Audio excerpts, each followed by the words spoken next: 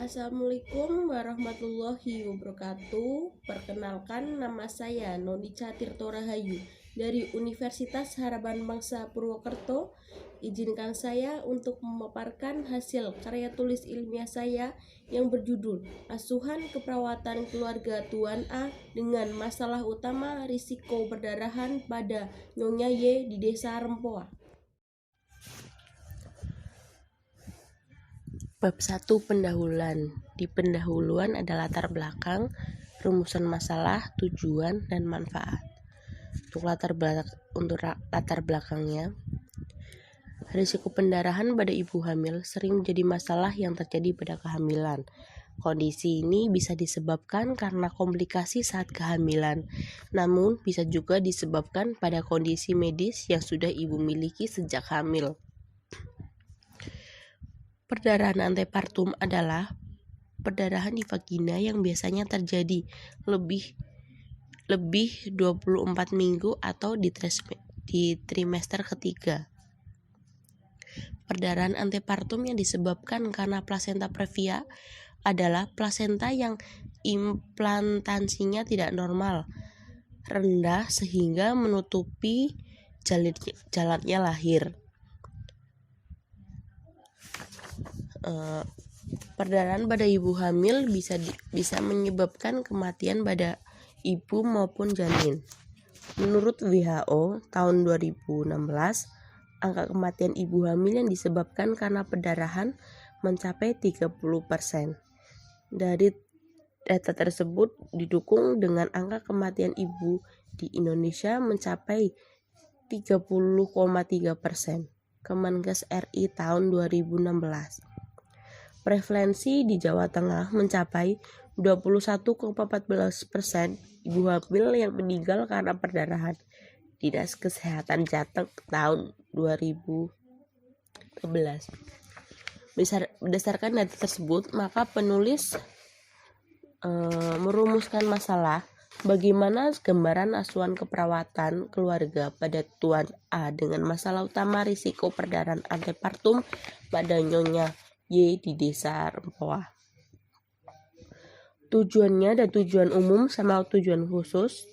Tujuan umumnya menggambarkan secara umum tentang asuhan keperawatan keluarga dengan masalah utama risiko perdarahan antepartum pada Nyonya Y. Tujuan khususnya menggambarkan hasil pengkajian asuhan keperawatan keluarga dengan masalah utama perdarahan antepartum. Lalu yang kedua, menggambarkan rumusan diagnosa keperawatan keluarga dengan masalah utama risiko perdarahan antepartum. Yang ketiga, menggambarkan penetapan rencana asuhan keperawatan dengan masalah utama risiko perdarahan antepartum.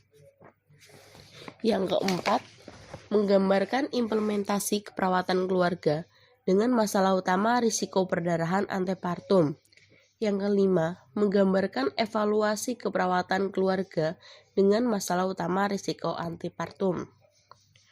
Untuk manfaat, ada manfaat bagi keluarga, manfaat bagi ilmu pengetahuan, dan manfaat bagi penulis. Bab 2 tinjauan pustaka. Yang pertama ada konsep keluarga, dan yang kedua ada konsep asuhan keperawatan keluarga.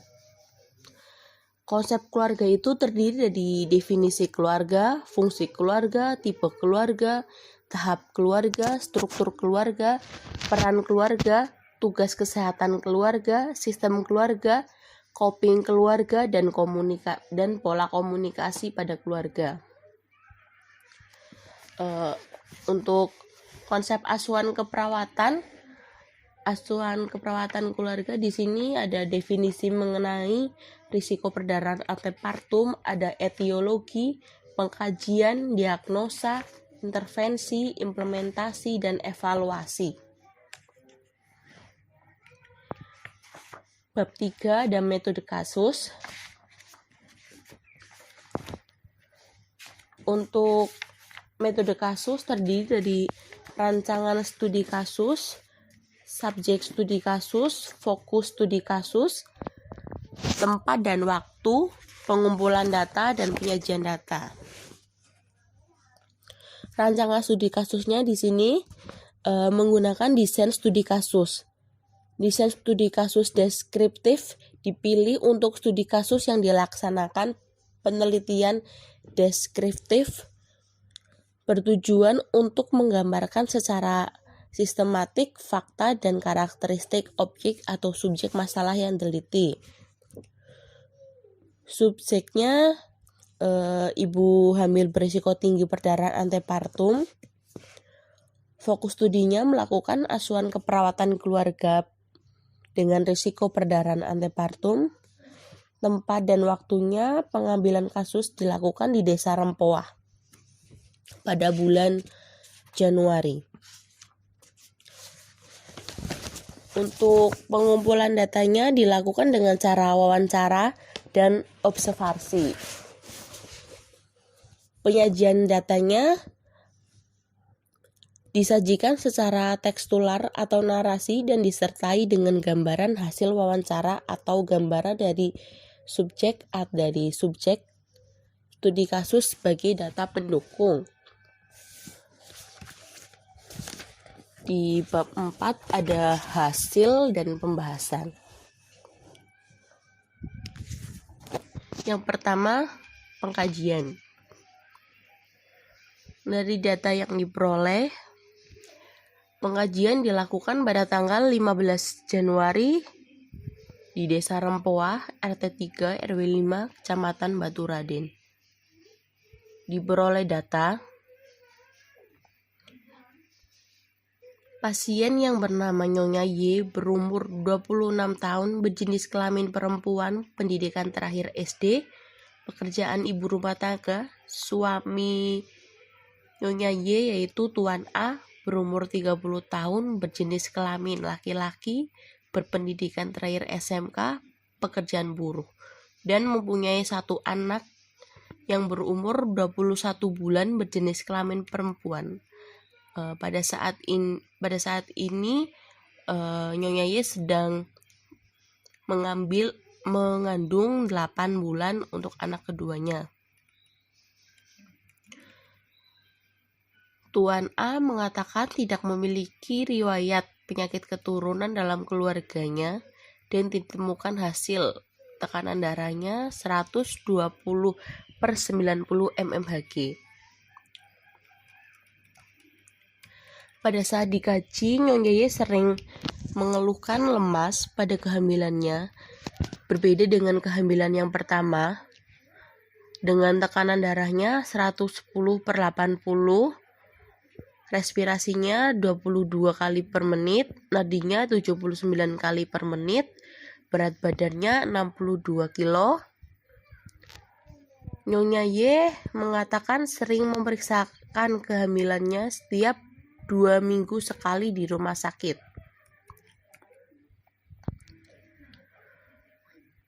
Untuk anak yang pertama memiliki riwayat penyakit seperti batuk, pilek, demam. Imunisasi yang dilakukan sudah lengkap, yaitu ada imunisasi hepatitis B diberikan setelah kelahiran, imunisasi polio, imunisasi BCG, imunisasi DPT, imunisasi campak, dan kemarin sudah dilakukan untuk campak lanjutannya di usia 2 tahun. Keluarga Tuan A menganut agama Islam.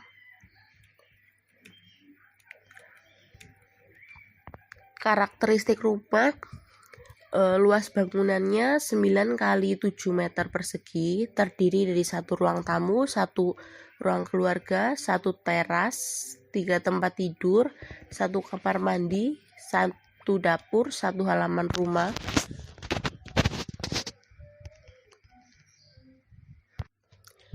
Air yang digunakan berasal dari air sumur. Kondisi air sumur jernih, tidak berwarna, tidak bau. Saluran pembuangan limbah dialirkan langsung ke spiteng berjarak 7 meter dari rumah. Pembuangan sampah dikumpulkan sesuai jenis dan setiap hari diangkut oleh petugas sampah. Dan jamban yang dimiliki keluarga Tuan A merupakan jamban tipe jongkok. keluarga Tuan A tidak mengetahui masalah kesehatan yang ada di dalam anggota keluarganya karena Nyonya Y sedang hamil usia 8 bulan, sedangkan anak pertama berusia 21 bulan, atau Nyonya Y belum bisa menjarak antara anak pertama dengan anak kedua. Nyonya Y tidak mengetahui akibat dari masalah kesehatan yang dialami. Keluarga Tuan A mampu membuat keputusan terkait pengobatan yang harus dijalani dan berobat di fasilitas kesehatan yang ada. Keluarga Tuan A mampu merawat anggota keluarganya yang sakit dengan memeriksakan kandungannya setiap 2 minggu sekali di rumah sakit. Keluarga Tuan A tidak mampu memodifikasi lingkungan, masih ada anggota keluarganya yang merokok di dalam rumah, dan keluarga Tuan A mampu memanfaatkan fasilitas yang ada di sekitar lingkungan tempat tinggal. Pemeriksaan fisik individu yang sakit yaitu Nyonya Y didapatkan hasil keadaan umumnya baik dengan kesadaran komposmetis, tekanan darahnya 110/90, nadinya 79, suhu 36,5, respirasinya 22, tinggi badannya 150 cm, berat badannya 62 kilo. Pemeriksaan kepala bentuknya normal, keadaan bersih, rambut berwarna hitam, distribusi rambut normal. Pemeriksaan mata didapatkan bentuk simetris, konjungtiva anemis, sklera anenterik, penglihatan normal. Hidung berbentuk simetris, keadaan baik dan fungsi penciuman normal. Mulut berbentuk simetris, keadaan dan fungsi menelan baik. Telinga berbentuk simetris, keadaan baik dan fungsi pendengaran normal. Pemeriksaan dada didapatkan hasil bentuk simetris, pergerakan tidak ada tarikan dinding dada, suara nafas vesikuler, leher berbentuk simetris, pergerakan bebas, tidak ada massa. Lalu abdomen berbentuk simetris, nyeri tekan tidak ada, bising usus 17 kali per menit. Pemeriksaan ekstremitas atas dan bawah bentuk simetris, pergerakan bebas, ada edem di kedua kaki akibat kehamilannya. Integumen turgor elastis, keadaan kulit lembab, tidak ada lesi atau luka. Pemeriksaan BAB dan BAK, warna kuning jernih dan baunya khas. Lalu ada keterangan tambahan terkait individu. Nyonya Y sering mengatakan lemas dan tidak mengetahui penyebabnya. Jika sedang merasa lemas, Nyonya Y hanya tiduran untuk mengurangi rasa lemasnya. Lalu Nyonya Y mengatakan ingin meningkatkan perannya sebagai orang tua dan tetap memberikan perhatian kepada anak pertama. Setelah pengkajian, ada analisa data. Berdasarkan hasil pengkajian yang diperoleh, data subjektif yaitu keluhan utama Nyonya Y sering mengatakan lemas akibat kehamilannya. Keluarga Tuan A juga mengatakan belum mengerti penyebab dari lemas yang dialami Nyonya Y. Keluarga Tuan A belum mengetahui masalah kesehatan yang dialami Nyonya Y saat ini. Keluarga Tuan A juga belum mengetahui akibat dari masalah kesehatan yang dialami Nyonya Y. Data objektif yang didapat, Nyonya Y sedang hamil usia 8 bulan dan anak pertama berusia 21 bulan, atau Nyonya Y tidak menjarak antara anak pertama dengan anak kedua. Nyonya Y mengatakan ingin mempunyai anak dengan jarak yang dekat. Hasil dari pemeriksaan fisik, tekanan darahnya 110/90, nadinya 79, suhu 36,5, respirasi 22 kali per menit. Berdasarkan data-data yang didapat, muncul diagnosa keperawatan risiko perdarahan antepartum.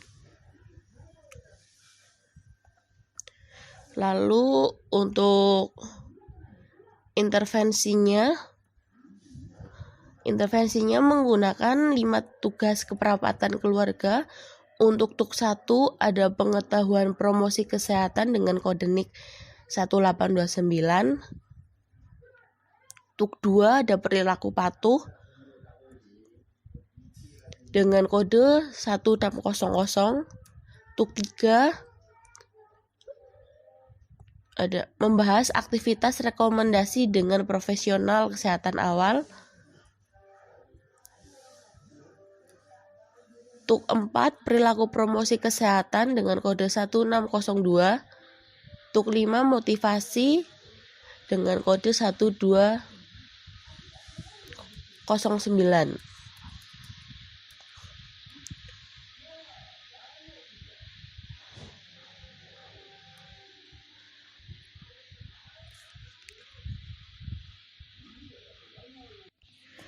Lalu untuk NIK yang digunakan untuk mengatasi risiko antepartum, tuk 1 yaitu pendidikan kesehatan, tuk 2 meningkatkan kesadaran kesehatan, tuk 3 peningkatan keterlibatan keluarga, tuk 4 panduan sistem pelayanan kesehatan, tuk 5 identifikasi resiko. Lalu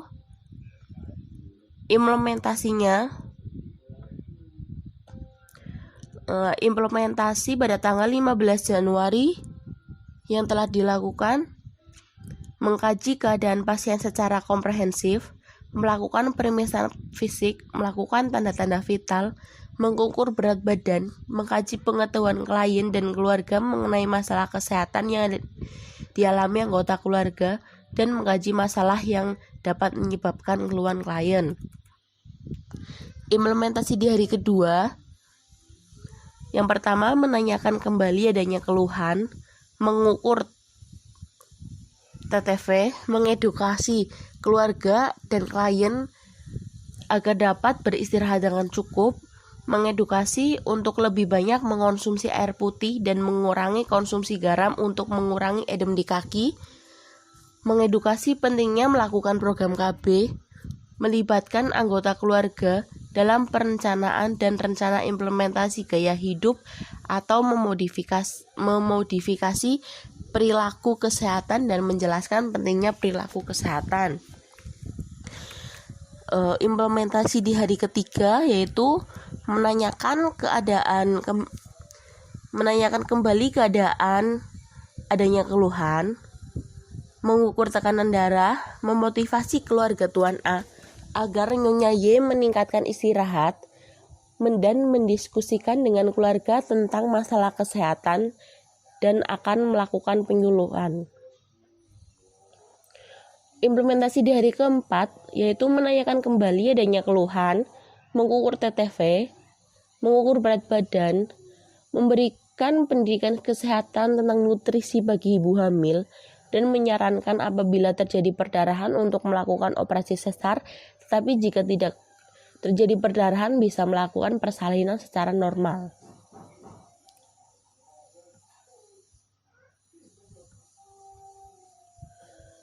Lalu evaluasi dilakukan setiap kali kunjungan rumah.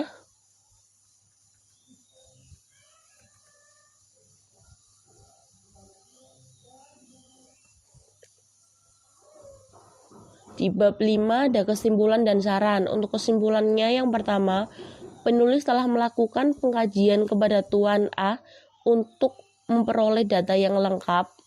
Penulis merumuskan diagnosa keperawatan keluarga dari data-data yang diperoleh dan memprioritaskan risiko perdarahan antepartum sebagai diagnosa utama.